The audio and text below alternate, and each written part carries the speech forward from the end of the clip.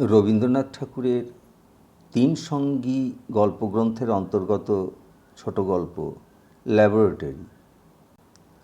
নন্দকিশোর ছিলেন London university থেকে পাশ করা ইঞ্জিনিয়ার, যাকে সাধু ভাষায় বলা যেতে পারে দেদীপ্যমান ছাত্র, অর্থাৎ ব্রিলিয়ান্ট তিনি ছিলেন। তাই স্কুল থেকে আরম্ভ করে শেষ পর্যন্ত পরীক্ষার তরুণে তরুণে ছিলেন পয়লা শ্রেণীর সওয়ারি।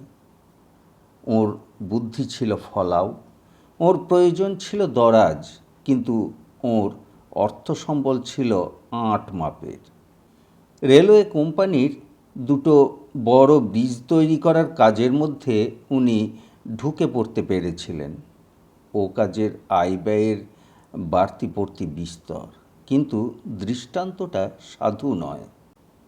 এই ব্যাপারে যখন তিনি ডান হাত বাঁ হাত দুই হাতই জোরের সঙ্গে চালনা করেছিলেন, তখন তার মন খুঁতখুঁত করেনি। এসব কাজের দেনা পাওনা নাকি কোম্পানি নামক একটা অ্যাবস্ট্র্যাক্ট সত্তার সঙ্গে জড়িত। সেই জন্যে কোনো ব্যক্তিগত লাভ লোকসানের তহবিলে এর পীড়া পৌঁছয় না। ওর নিজের কাজে কর্তারা ওকে জিনিয়াস বলতো। নিখুঁত হিসাবের মাথা ছিল তার। বাঙালি বলেই তার উপযুক্ত পারিশ্রম তার জোটেনি। নিচের দরের বিলিতি কর্মচারী প্যান্টের দুই ভরা পকেটে হাত গুঁজে যখন পা ফাঁক করে হ্যালো মিস্টার মল্লিক বলে ওর পিঠ থাবড়া দিয়ে কর্তাত্তি করত, তখন ওর ভালো লাগতো না। বিশেষত যখন কাজের বেলা ছিলেন উনি, আর দামের বেলা আর নামের বেলা ওরা। এর ফল হয়েছিল এই যে, নিজের ন্যায্য প্রাপ্য টাকার একটা প্রাইভেট হিসেব ওর মনের মধ্যে ছিল। সেটা পুষিয়ে নেবার ফন্দি জানতেন ভালো করে।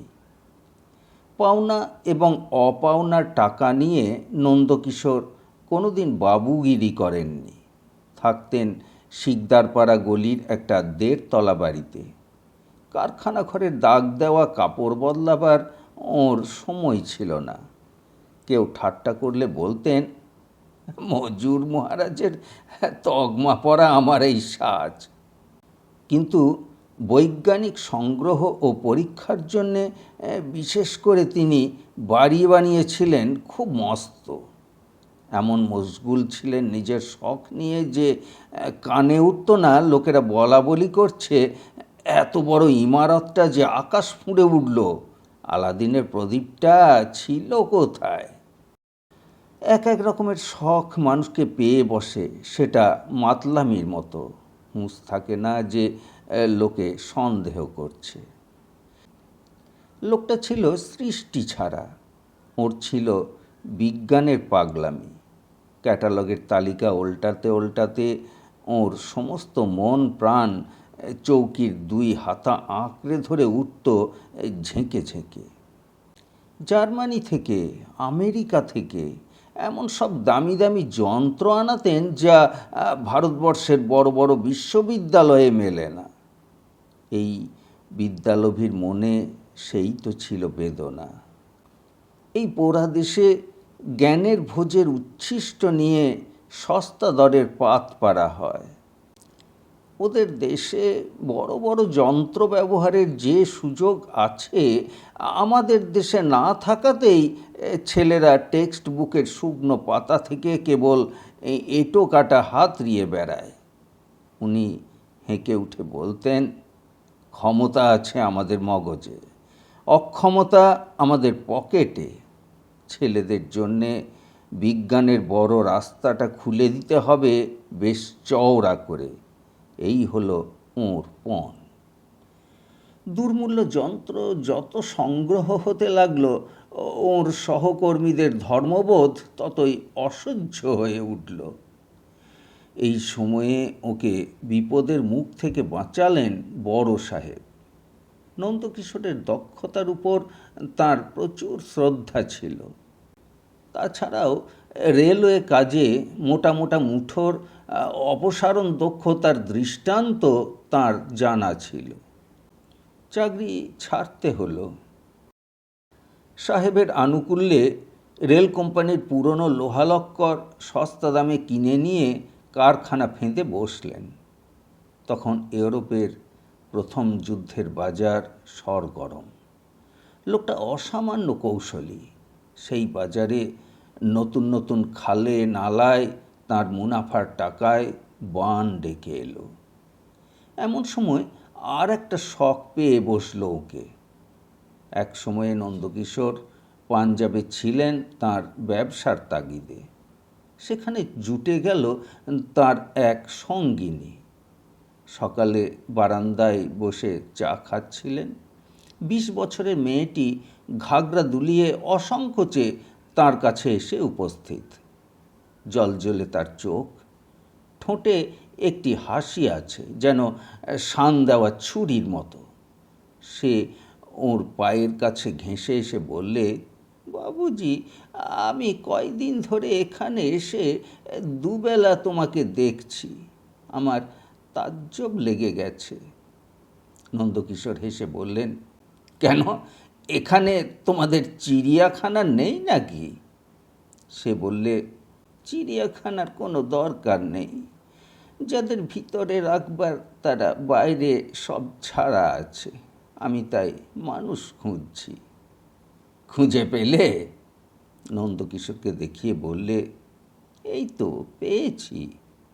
নন্দকিশোর হেসে বললেন, কি গুণ দেখলে বলো দেখি?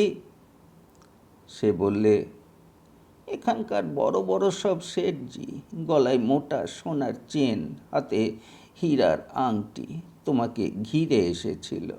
ভেবেছিল বিদেশি, বাঙালি, কারবার বোঝে না। শিকার জুটেছে ভালো, কিন্তু দেখলুম তাদের একজনেরও ফন্দি খাটল না। উল্টে ওরা তোমারই ফাঁস কলে পড়েছে। কিন্তু তা ওরা এখনো বোঝেনি। আমি বুঝে নিয়েছি। নন্দকিশোর চমকে গেল কথা শুনে। বুঝলে, একটি চিজ বটে, সহজ নয়। মেয়েটি বললে, আমার কথা তোমাকে বলি, তুমি শুনে রাখো। আমাদের পাড়ায় একজন ডাক সাইটে জ্যোতিষী আছে। সে আমার কুষ্টি গণনা করে বলেছিল একদিন দুনিয়ায় আমার নাম জাহির হবে। বলেছিল আমার জন্মস্থানে শয়তানের দৃষ্টি আছে। নন্দকিশোর বললে, বলো কি, শয়তানের? মেয়েটি বললে, জানো তো বাবুজি, জগতে সবচেয়ে বড় নাম হচ্ছে ওই শয়তানের। তাকে যে নিন্দে করে করুক, কিন্তু সে খুব খাঁটি। আমাদের বাবা বোম ভোলানাথ ভোঁ হয়ে থাকেন। তার কর্ম নয় সংসার চালানো। দেখো না, সরকার বাহাদুর শয়তানির জোরে দুনিয়া জিতে নিয়েছে, খ্রিস্টানির জোরে নয়। কিন্তু ওরা খাঁটি, তাই রাজ্য রক্ষা করতে পেরেছে। যেদিন কথার খেলাপ করবে, সেদিন ওই শয়তানেরই কাছে কানমলা খেয়ে মরবে। নন্দকিশোর আশ্চর্য হয়ে গেল। মেয়েটি বললে, বাবু, রাগ করো না। তোমার মধ্যে ওই শয়তানের মন্তর আছে, তাই তোমারই হবে জিত। অনেক পুরুষকেই আমি ভুলিয়েছি, কিন্তু আমার উপরেও টেক্কা দিতে পারে এমন পুরুষ আজ দেখলুম। আমাকে তুমি ছেড়ো না বাবু, তাহলে তুমি ঠকবে। নন্দকিশোর হেসে বললে, কি করতে হবে? দেনার দায়ে আমার আইমার বাড়িঘর বিক্রি হয়ে যাচ্ছে। তোমাকে সেই দেনা শোধ করে দিতে হবে। কত টাকা দেনা তোমার? 7,000 টাকা। নন্দকিশোরের চমক লাগলো ওর দাবির সাহস দেখে। বললে, আচ্ছা, আমি দিয়ে দেব, কিন্তু তারপরে? তারপরে আমি তোমার সঙ্গ কখনো ছাড়ব না। কি করবে তুমি? দেখব যেন কেউ তোমায় ঠকাতে না পারে আমি ছাড়া। নন্দকিশোর হেসে বললেন, আচ্ছা, বেশ, রইল কথা। এই পরও আমার আংটি। কোষ্ঠী পাথর আছে ওর মনে। তার উপরে দাগ পড়ল একটা দামি ধাতু। দেখতে পেলেন মেয়েটির ভিতর থেকে ঝকঝক করছে ক্যারেক্টারের তেজ। বোঝা গেল ও নিজের দাম নিজে জানে, তাতে একটুমাত্র সংশয় নেই। নন্দকিশোর অনায়াসে বললে, দেব টাকা। দিলে 7,000 টাকা বুড়ি আইমাকে। মেয়েটিকে ডাকত সবাই সোহিনী বলে। পশ্চিমী ছাঁদের সুকঠোর এবং সুন্দর তার চেহারা, কিন্তু চেহারায় মন টলাবে নন্দকিশোর সে জাতের লোক ছিলেন না। যৌবনের হাটে মন নিয়ে জুয়ো খেলবার সময়ই ছিল না তাঁর। নন্দকিশোর ওকে যে দশা থেকে নিয়ে এসেছিলেন সেটা খুব নির্মল নয় এবং নিভৃত নয়, কিন্তু ওই একরোখা একগুঁয়ে মানুষ সাংসারিক প্রয়োজন বা প্রথাগত বিচারকে গ্রাহ্য করতেন না। বন্ধুরা জিজ্ঞাসা করত, বিয়ে করেছ কি? উত্তরে শুনত, বিয়েটা খুব বেশি মাত্রায় নয়, সহ্য মতো। লোকে হাসত যখন দেখত উনি স্ত্রীকে নিজের বিদ্যের ছাঁচে গড়ে তুলতে উঠে পড়ে লেগে গিয়েছেন। জিজ্ঞাসা করত, ও কি প্রফেসরি করতে যাবে নাকি? নন্দ বলতেন, না, ওকে নন্দকিশোরী করতে হবে, সেটা যে সে মেয়ের কাজ নয়। বলতো, আমি অসবর্ণ বিবাহ পছন্দ করি নে। সে কি হে? স্বামী হবে ইঞ্জিনিয়ার আর স্ত্রী হবে কোডনা কুডনি, এটা মানব ধর্মশাস্ত্রে নিষিদ্ধ। ঘরে ঘরে দেখতে পাই দুই আলাদা আলাদা জাতে গাঁটছড়া বাঁধা। আমি জাত মিলিয়ে নিচ্ছি। পতিব্রতা স্ত্রী চাও যদি, আগে ব্রতের মিল করাও। নন্দকিশোর মারা গেলেন প্রৌঢ় বয়সে কোন এক দুঃসাহসিক বৈজ্ঞানিক পরীক্ষার অপঘাতে। সোহিনী সমস্ত কারবার বন্ধ করে দিলে। বিধবা মেয়েদের ঠকিয়ে খাবার ব্যবসাদার এসে পড়ল চারদিক থেকে। মামলার ফাঁদ ফাঁদলে আত্মীয়তার ছিটে ফোঁটা আছে যাদের। সোহিনী স্বয়ং সমস্ত আইনের প্যাঁচ নিতে লাগলো বুঝে। তার উপরে নারীর মহজাল বিস্তার করে দিলে স্থান বুঝে উকিল পাড়ায়। সেটাতে তার অসংকোচ নৈপুণ্য ছিল। সংস্কার মানার কোনো বালাই ছিল না। মামলায় জিতে নিলে একে একে। দূর সম্পর্কের দেওর গেল জেলে দলিল জাল করার অপরাধে। ওদের একটি মেয়ে আছে, তার নামকরণ হয়েছিল নীলিমা। মেয়ে স্বয়ং সেটিকে বদল করে নিয়েছে নীলা। কেউ না মনে করে বাপ-মা মেয়ের কালো রং দেখে একটা মোলায়েম নামের তলায় সেই নিন্দেটি চাপা দিয়েছে। মেয়েটি একেবারে ফুটফুটে গৌর বর্ণ। মা বলতো, ওদের পূর্বপুরুষ কাশ্মীর থেকে এসেছিল। মেয়ের দেহে ফুটেছে কাশ্মীরি শ্বেত পদ্মের আভা, চোখেতে নীল পদ্মের আভাস, আর চুলে চমক দেয় যাকে বলে পিঙ্গল বর্ণ। মেয়ের বিয়ের প্রসঙ্গে কুলশীল জাতগোষ্ঠীর কথা বিচার করবার রাস্তা ছিল না। একমাত্র ছিল মন ভোলাবার পথ। শাস্ত্রকে ডিঙিয়ে গেল তার ভেলকি। অল্প বয়সের মারোয়ারি ছেলে, তার টাকা পৈতৃক, শিক্ষা এ কালের। অকস্মাৎ এসে পড়ল অনঙ্গের অলক্ষ্য ফাঁদে। নীলা একদিন গাড়ির অপেক্ষায় স্কুলের দরজার কাছে ছিল দাঁড়িয়ে। সে সময় ছেলেটি দৈবাত তাকে দেখেছিল। তারপর থেকে আরও কিছুদিন ওই রাস্তায় সে বায়ু সেবন করেছে। স্বাভাবিক স্ত্রী বুদ্ধির প্রেরণায় মেয়েটি গাড়ি আসবার বেশ কিছুক্ষণ পূর্বেই গেটের কাছে দাঁড়াত।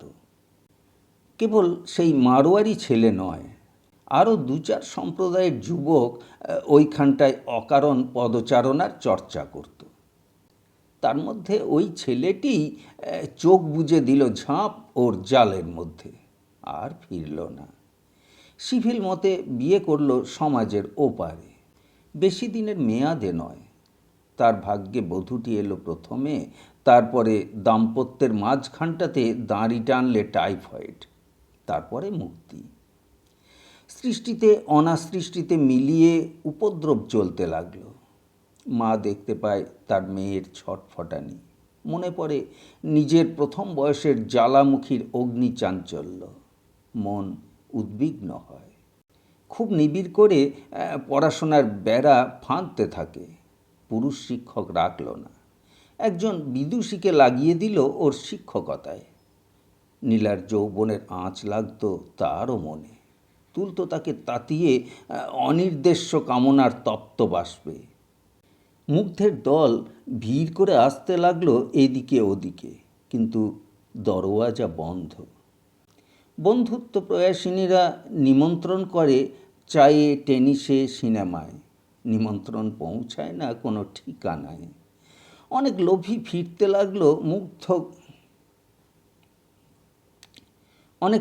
ফিরতে লাগলো মধু গন্ধ ভরা আকাশে, কিন্তু কোনো অভাগা কাঙাল সোহিনীর ছাড়পত্র পায় না। এদিকে দেখা যায় উৎকণ্ঠিত মেয়ে সুযোগ পেলে উঁকিঝুঁকি দিতে চায় অজায়গায়। বই পড়ে যে বই টেক্সট বুক কমিটির অনুমোদিত নয়। ছবি গোপনে আনিয়ে নেয় যা আর্ট শিক্ষার আনুকূল্য করে বলে বিড়ম্বিত। ওর বিদুষী শিক্ষয়িত্রীকে পর্যন্ত অন্যমনস্ক করে দিলে। ডায়োসিশন থেকে বাড়ি ফেরবার পথে আলুথালু চুলওয়ালা গোঁফের রেখামাত্র দেওয়া সুন্দর হানো এক ছেলে ওর গাড়িতে চিঠি ফেলে দিয়েছিল। ওর রক্ত উঠেছিল ছমছম করে। চিঠিখানা লুকিয়ে রেখেছিল জামার মধ্যে। ধরা পড়ল মায়ের কাছে। সমস্ত দিন ঘরে বন্ধ থেকে কাটল অনাহারে। সোহিনীর স্বামী যাদের বৃত্তি দিয়েছিলেন সেই সব ভালো ভালো ছাত্র মহলে সোহিনী পাত্র সন্ধান করেছে। সবাই প্রায় আড়ে আড়ে ওর টাকার থলির দিকে তাকায়। একজন তো তার থিসিস ওর নামে উৎসর্গ করে বসল। ও বললে, আয় রে কপাল, লজ্জায় ফেললে আমাকে। তোমার পোস্ট গ্র্যাজুয়েটি মেয়াদ ফুরিয়ে আসছে শুনলুম, অথচ মালাচন্দন দিলে অজায়গায়। হিসাব করে ভক্তি না করলে উন্নতি হবে না যে। কিছুদিন থেকে একটি ছেলের দিকে সোহিনী দৃষ্টিপাত করছিল। ছেলেটি পছন্দসই বটে। তার নাম রেবতী ভট্টাচার্য।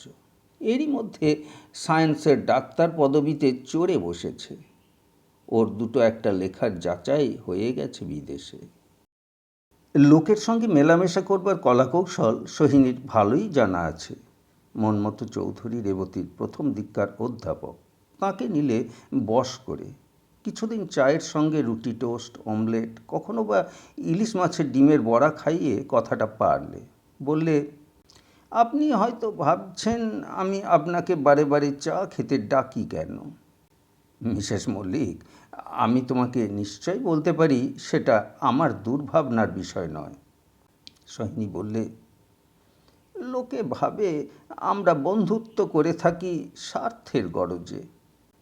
দেখো মিসেস মল্লিক, আমার মত হচ্ছে এই, গরজটা যারই হোক, বন্ধুত্বটাই তো লাভ।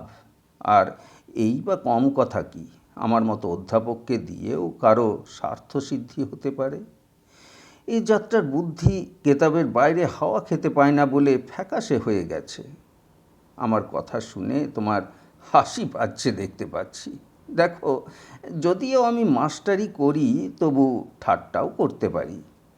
দ্বিতীয়বার চা খেতে ডাকবার পূর্বে এটা জেনে রাখা ভালো। জেনে রাখলুম, বাঁচলুম। অনেক অধ্যাপক দেখেছি, তাদের মুখ থেকে হাসি বের করতে ডাক্তার ডাকতে হয়। বাবা, আমারই দলের লোক দেখছি তুমি। তাহলে এবার আসল কথাটা পারা হোক। জানেন বোধ হয়, জীবনে আমার স্বামীর ল্যাবরেটরি ছিল একমাত্র আনন্দ। আমার ছেলে নেই, ওই ল্যাবরেটরিতে বসিয়ে দেব বলে ছেলে খুঁজছি। কানে এসেছে রেবতী ভট্টাচার্যের কথা। অধ্যাপক বললেন, যোগ্য ছেলেই বটে।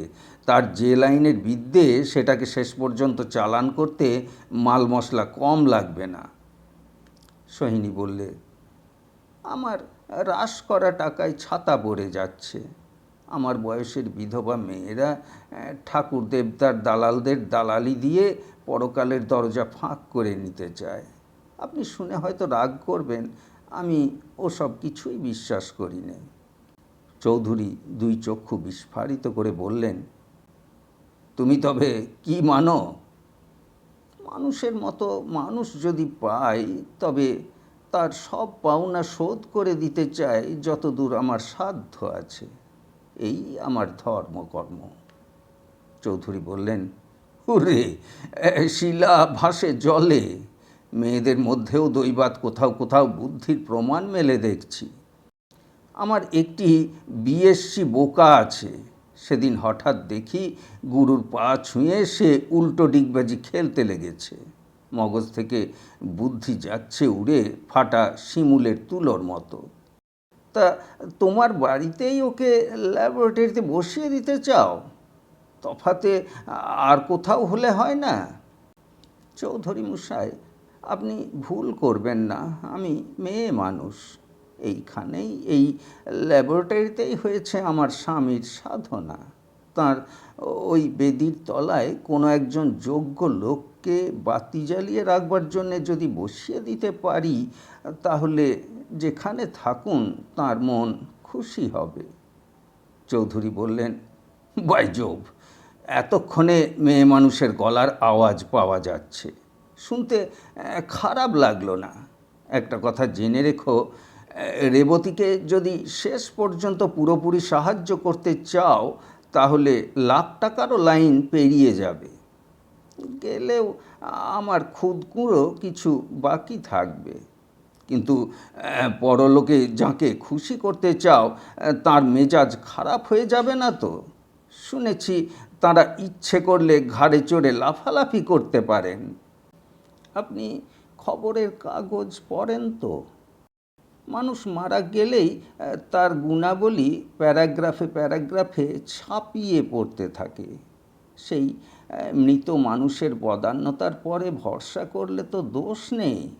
টাকা যে মানুষ জমিয়েছে, অনেক পাপ জমিয়েছে সে তার সঙ্গে।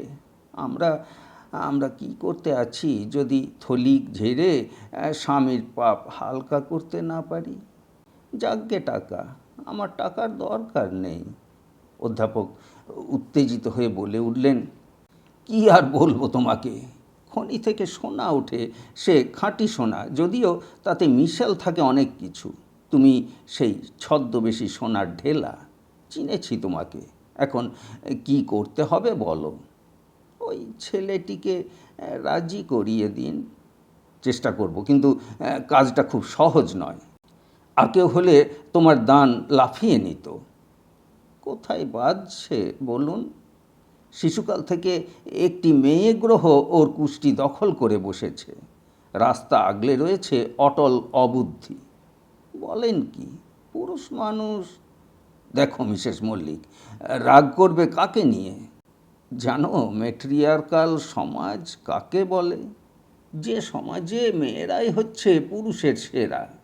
এক সময়ে সেই দ্রাবিড়ী সমাজের ঢেউ বাংলাদেশে খেলতো। সোহিনী বললে, সে সুদিন তো গেছে। তলায় তলায় ঢেউ খেলে হয়তো, ঘুলিয়ে দেয় বুদ্ধিশুদ্ধি, কিন্তু হাল যে একলা পুরুষের হাতে। কানে মন্ত্র দেন তাঁরাই, আর জোরে দেন কানমলা। কান ছিঁড়ে যাবার জো হয়। আহা, কথা কইতে জানো তুমি। তোমার মতো মেয়েদের যুগ যদি আসে, তাহলে ম্যাট্রিয়ার্কাল সমাজে ধোবার বাড়ির ফর্দ রাখি মেয়েদের শাড়ির, আর আমাদের কলেজের প্রিন্সিপালকে পাঠিয়ে দিই ঢেঁকি করতে। মনোবিজ্ঞান বলে বাংলাদেশে ম্যাট্রিয়ার্কি বাইরে নেই, আছে নারীতে। মা আমার শব্দে হামবাধ্বনি আর কোনো দেশের পুরুষ মহলে শুনেছ কি? তোমাকে খবর দিচ্ছি, রেবতীর বুদ্ধির ডগার উপরে চড়ে বসে আছে একটি রীতিমতো মেয়ে। কাউকে ভালোবাসে নাকি? আহা, সেটা হলে তো বুঝতুম।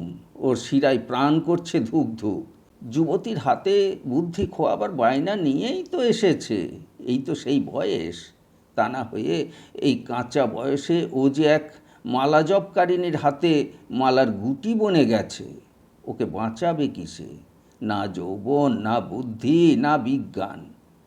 আচ্ছা, একদিন ওকে এখানে চা খেতে ডাকতে পারি কি?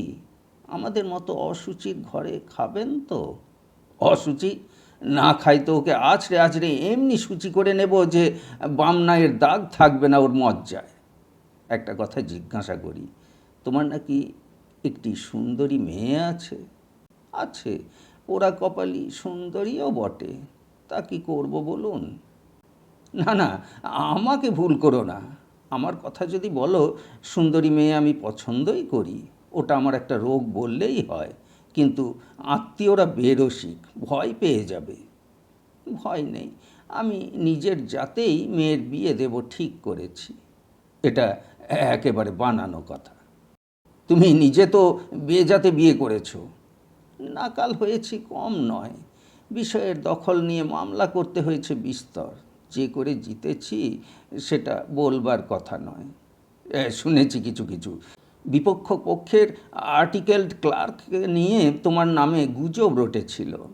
মকদ্দমায় জিতে তুমি তো সরে পড়লে, সে লোকটা গলায় দড়ি দিয়ে মরতে যায় আর কি। এত যুগ ধরে মেয়ে মানুষ টিকে আছে কি করে? ছল করার কম কৌশল লাগে না, লড়াইয়ের তাকবাগের সমানই সে। তবে কি না, তাতে মধুও কিছু খরচ করতে হয়। এ হলো নারীর স্বভাবতত্ত্ব, লড়াইয়ের রীতি।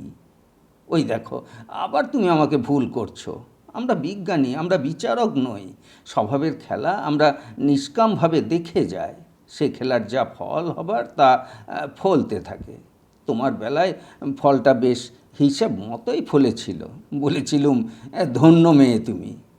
এ কথাটাও ভেবেছি, আমি যে তখন প্রফেসর ছিলুম, আর্টিকেল ক্লার্ক ছিলুম না, সেটা আমার বাঁচোয়া। মার্কারি সূর্যের কাছ থেকে যতটুকু দূরে আছে ততটুকু দূরে থেকেই বেঁচে গেল। ওটা গণিতের হিসাবের কথা, ওতে ভালো নেই মন্দ নেই। এসব কথা বোধহয় তুমি বুঝতে শিখেছ। তা শিখেছি, গ্রহগুলো টান মেনে চলে, আবার টান এড়িয়ে চলে, এটা একটা শিখে নেবার তত্ত্ব বই কি। আর একটা কথা কবুল করছি, এইমাত্র তোমার সঙ্গে কথা কইতে কইতে একটা হিসেব মনে মনে কষছিলাম, সেও অঙ্কের হিসেব। ভেবে দেখো, বয়সটা যদি অন্তত 10টা বছর কম হতো, তাহলে খামোকা আজ একটা বিপদ ঘটতো। কলিশন ওইটুকু পাশ কাটিয়ে গেল আর কি। খুব বাষ্পের জোগাড় উঠছে বুকের মধ্যে। ভেবে দেখো, সৃষ্টিটা আগাগোড়াই কেবল অঙ্ক কষার খেলা। এই বলে চৌধুরী 2 হাঁটু চাপড়িয়ে হা হা করে হেসে উঠলেন। একটা কথা তাঁর হুঁশ ছিল না যে তার সঙ্গে দেখা করবার আগে সোহিনী 2 ঘন্টা ধরে রঙে চঙে এমন করে বয়স বদল করেছে যে সৃষ্টিকর্তাকে আগাগোড়াই দিয়েছে ঠকিয়ে।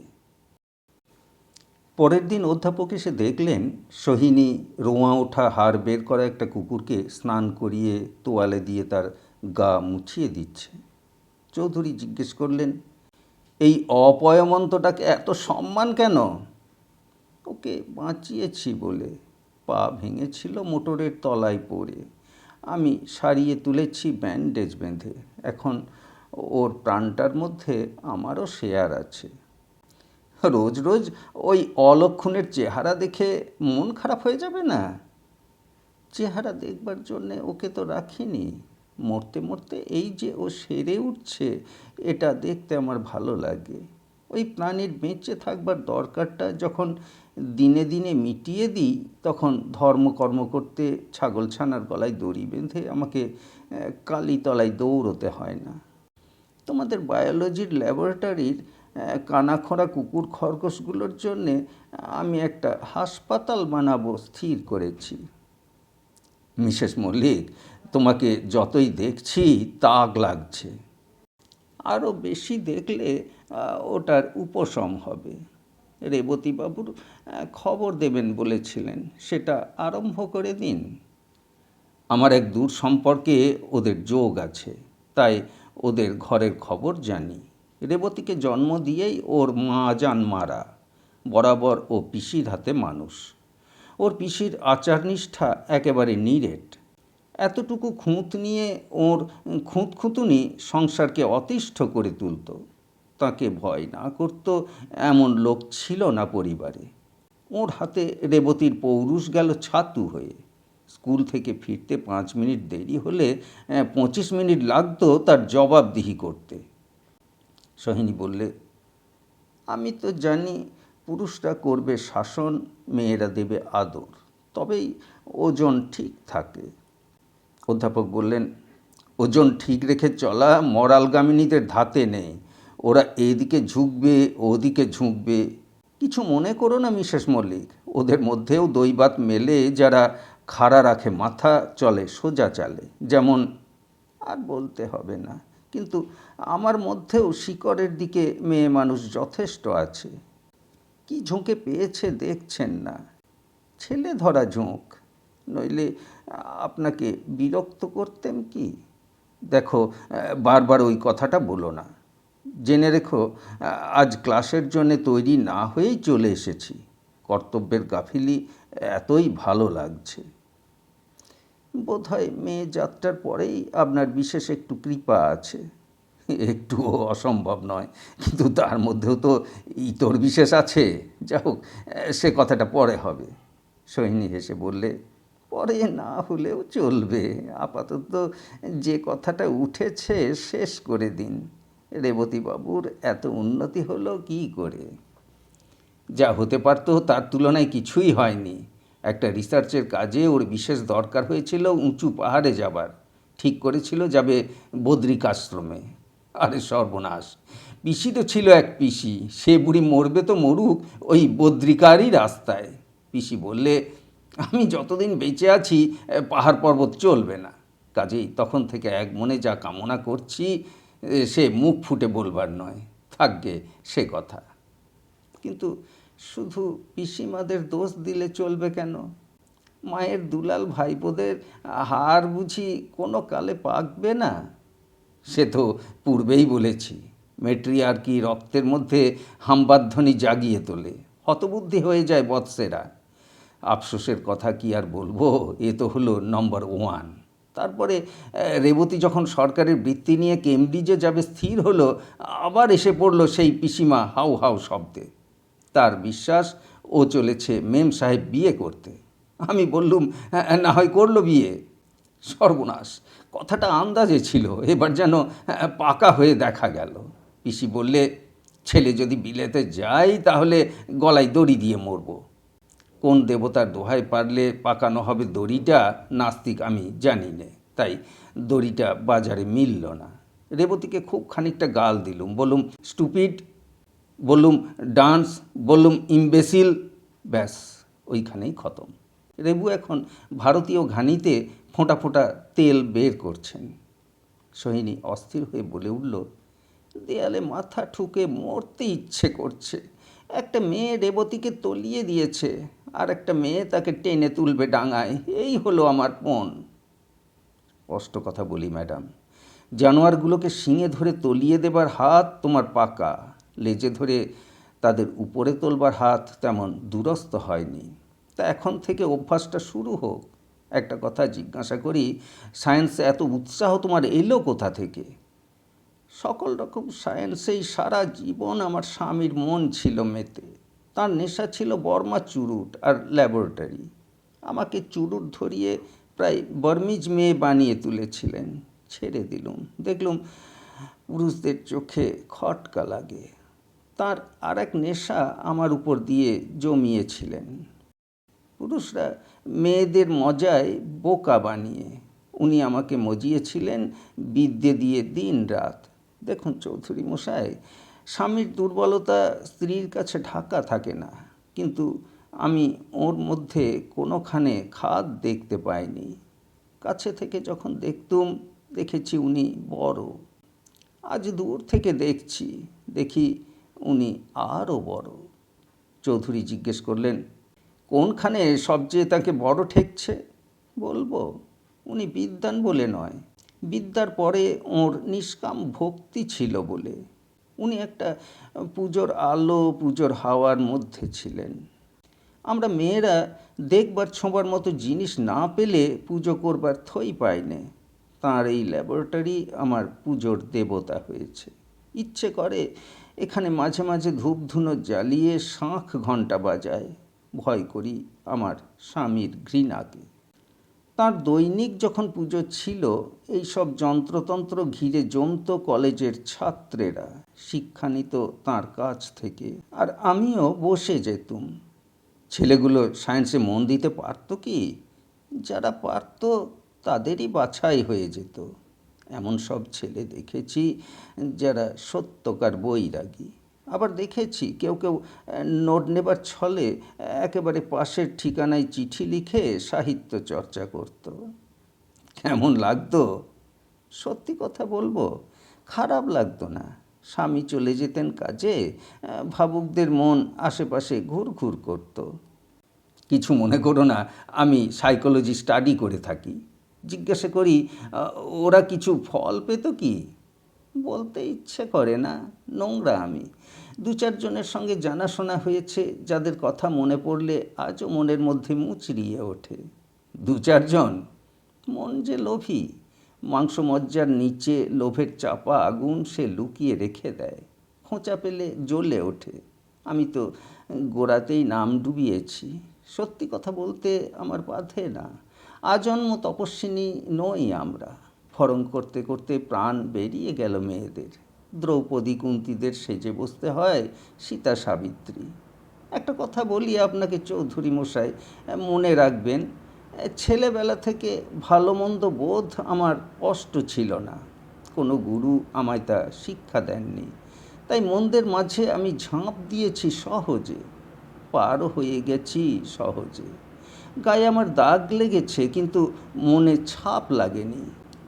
কিছু আমাকে আঁকড়ে ধরতে পারেনি। যাই হোক, তিনি যাবার পথে তাঁর চিতার আগুনে আমার আসক্তিতে আগুন লাগিয়ে দিয়েছেন। জমা পাপ একে একে জ্বলে যাচ্ছে। এই ল্যাবরেটরিতেই জ্বলছে সেই হোমের আগুন। ব্রাভো! সত্যি কথা বলতে কি সাহস তোমার! সত্যি কথা বলিয়ে নেবার লোক থাকলে বলা সহজ হয়। আপনি যে খুব সহজ, খুব সত্যি। দেখো, ওই যে চিঠি লিখিয়ে ছেলেগুলো তোমার প্রসাদ পেয়েছিল, তারা কি এখনও আনাগোনা করে? সেই করেই তো তারা মুছে দিয়েছে আমার মনের ময়লা। দেখলুম জুটছে তারা আমার চেক বইয়ের দিকে লক্ষ্য করে। ভেবেছিল মেয়ে মানুষের মোহ মরতে চায় না। ভালোবাসার সিঁধের গর্ত দিয়ে পৌঁছবে তাদের হাত আমার টাকার সিন্ধুকে। এত রস আমার নেই, তারা তা জানতো না। আমার শুকনো পাঞ্জাবি মন। আমি সমাজের আইন কানুন ভাসিয়ে দিতে পারি দেহের টানে পড়ে, কিন্তু প্রাণ গেলেও বেইমানি করতে পারবো না।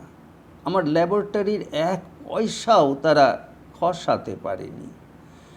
আমার প্রাণ শক্ত পাথর হয়ে চেপে আছে আমার দেবতার ভাণ্ডারের দ্বার। ওদের সাধ্য নেই সেই পাথর গলাবে। আমাকে যিনি বেছে এনেছিলেন তিনি ভুল করেননি। তাকে আমি প্রণাম করি, আর পাই যদি সেই ছেলেগুলোর কান মুলে দিই। বিদায় নেবার আগে অধ্যাপক একবার ল্যাবরেটরিটা ঘুরে এলেন সোহিনীকে সঙ্গে নিয়ে। বললেন, এখানেই মেয়েলি বুদ্ধির চোলাই হয়ে গেছে। অপদেবতার গাদ গেছে নেমে, বেরিয়ে এসেছে খাঁটি স্পিরিট। সোহিনী বললে, যা বলুন, মন থেকে ভয় যায় না। মেয়েলি বুদ্ধি বিধাতার আদি সৃষ্টি। যখন বয়স অল্প থাকে, মনের জোর থাকে, তখন সে লুকিয়ে থাকে ঝোপে ঝোপে। সেই রক্ত আসে ঠান্ডা হয়ে।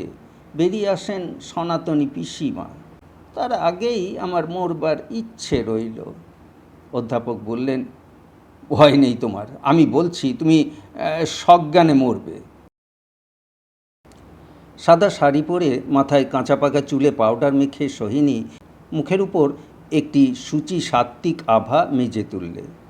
মেয়েকে নিয়ে মোটর লঞ্চে করে উপস্থিত হলো বোটানিক্যালে। তাকে পরিয়েছে নীলচে সবুজ বেনারসি শাড়ি।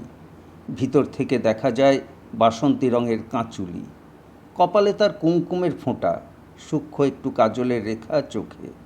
কাঁধের কাছে ঝুলে পড়া গুচ্ছ করা খোঁপা। পায়ে কালো চামড়ার পরে লাল মখমলের কাজ করা স্যান্ডেল।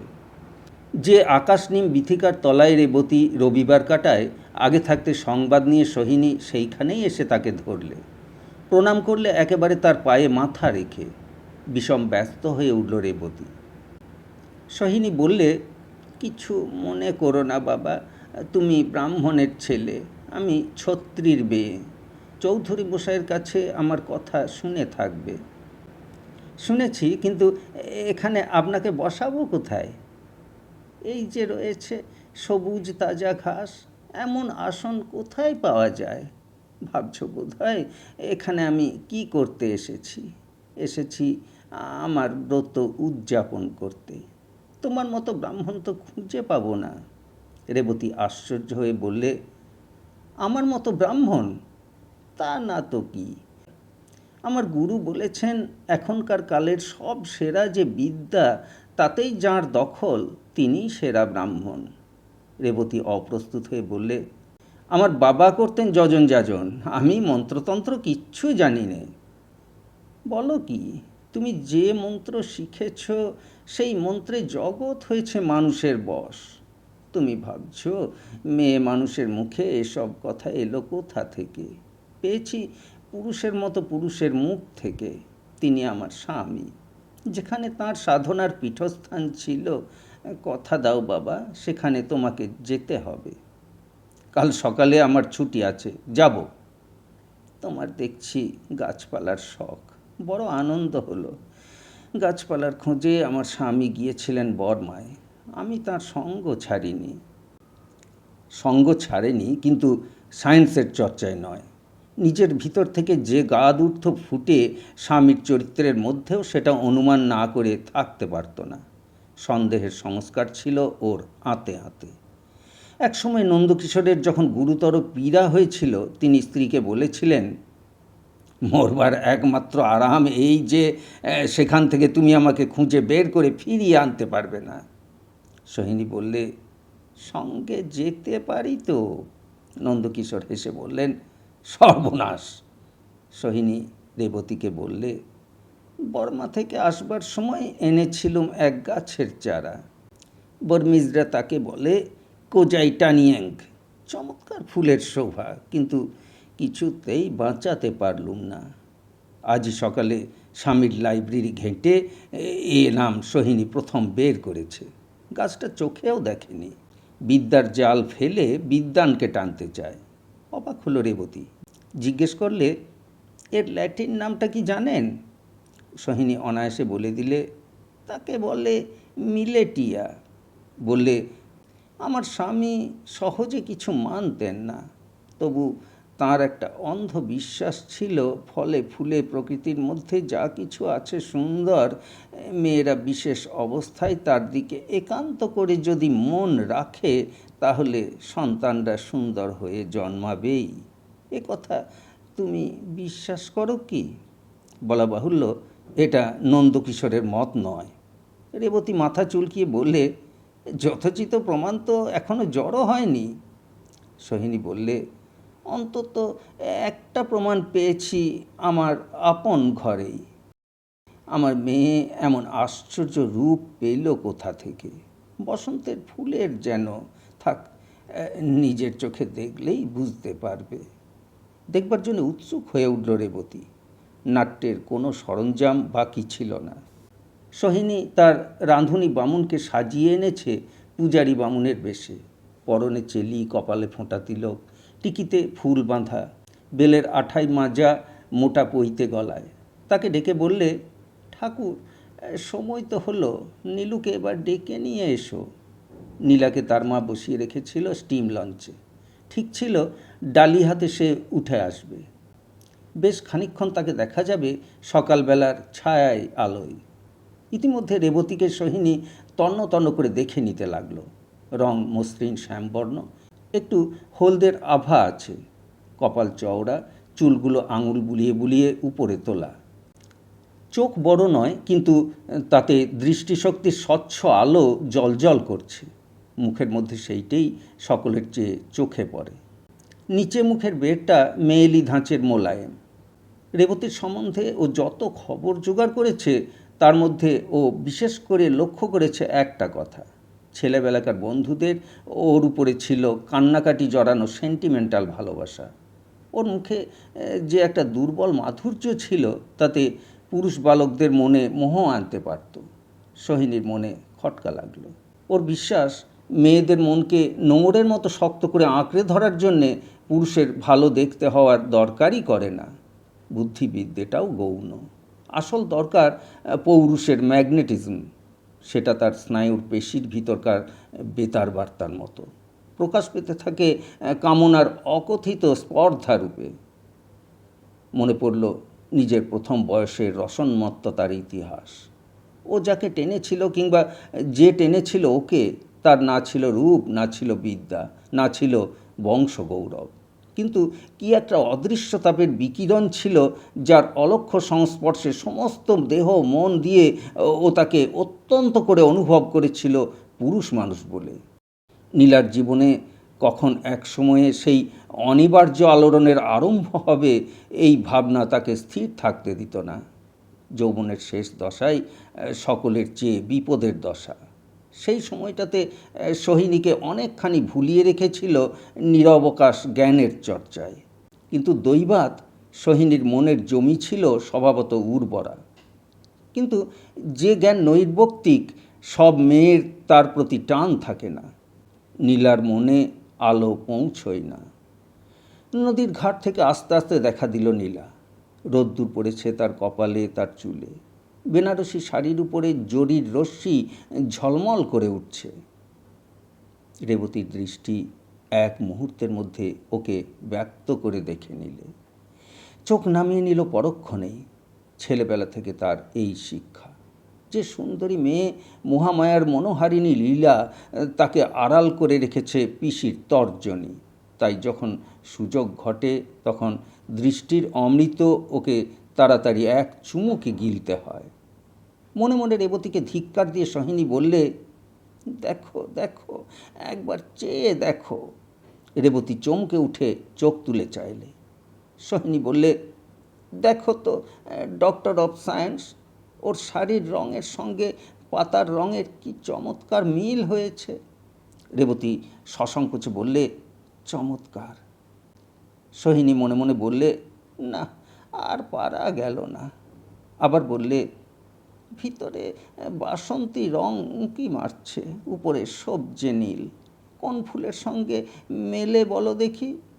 উৎসাহ পেয়ে রেবতী ভালো করেই দেখলে। বললে, একটা ফুল মনে পড়ছে, কিন্তু উপরের আবরণটা ঠিক নীল নয়, ব্রাউন। কোন ফুল বলো তো? রেবতী বললে, মেলিনা। ও, বুঝেছি, তার 5টি পাপড়ি, একটি উজ্জ্বল হলদে, বাকি 4টে শ্যামবর্ণ। রেবতী আশ্চর্য হয়ে গেল। বললে, এত করে ফুলের পরিচয় জানলেন কি করে? সোহিনী হেসে বললে, জানা উচিত হয়নি বাবা। পুজোর সাজির বাইরের ফুল আমাদের কাছে পরপুরুষ বললেই হয়। ডালি হাতে এলো ধীরে ধীরে নীলা। মা বললে, জড়সড় হয়ে দাঁড়িয়ে রইলি কেন? পা ছুঁয়ে প্রণাম কর। থাক থাক বলে রেবতী অস্থির হয়ে উঠল। রেবতী আসন করে বসেছিল। পা খুঁজে বের করতে নীলাকে একটু হাত রাতে হলো। শিউরে উঠল রেবতীর সমস্ত শরীর। ডালিতে ছিল দুর্লভ জাতীয় অর্কিডের মঞ্জরি। রূপোর থালায় ছিল বাদামের তক্তি, পেস্তার বরফি, চন্দ্রপুলি, ক্ষীরের ছাঁচ, মালাইয়ের বরফি, চৌকো করে কাটা কাটা ভাপা দই। বললে, এর সমস্তই তৈরি নীলার নিজের হাতে। সম্পূর্ণ মিথ্যে কথা। এসব কাজে নীলার না ছিল হাত, না ছিল মন। সোহিনী বললে, একটু মুখে দিতে হয় বাবা, ঘরে তৈরি, তোমারই উদ্দেশ্যে। ফরমাসে তৈরি, বড়বাজারের এক চেনা দোকানে। রেবতী হাত জোর করে বললে, এ সময়ে খাওয়া আমার অভ্যাস নয়, বরং অনুমতি করেন যদি বাসায় নিয়ে যায়। সোহিনী বললে, সেই ভালো। অনুরোধ করে খাওয়ানো আমার স্বামীর আইনে বারণ। তিনি বলতেন, মানুষ তো অজগরের জাত নয়।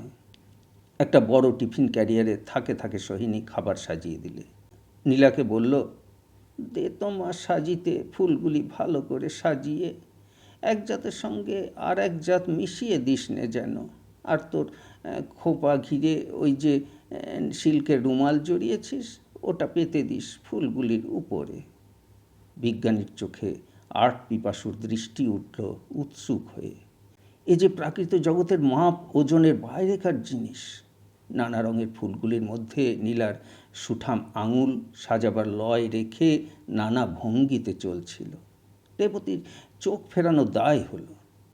মাঝে মাঝে নীলার মুখের দিকে তাকিয়ে নিচ্ছিল। একদিকে সেই মুখের সীমানা দিয়েছে চুনি মুক্ত পান্নার মিশেল করা একখানা হাড় জড়ানো চুলের ইন্দ্রধনু, আর একদিকে বাসন্তী রঙা কাঁচুলির উৎসৃত রাঙা পাড়টি। সোহিনী মিষ্টান্ন সাজাচ্ছিল, কিন্তু ওর একটা তৃতীয় নেত্র আছে যেন। সামনে যে একটা জাদু চলছিল সে ওর লক্ষ্য এড়ায়নি। নিজের স্বামীর অভিজ্ঞতা অনুসারে সোহিনীর ধারণা ছিল বিদ্যা সাধনার বেড়া দেওয়া ক্ষেত যে সে গরুর চড়বার ক্ষেত নয়। আজ আভাস পেল বেড়া সকলের পক্ষে সমান ঘন নয়। সেটা ভালো লাগলো না।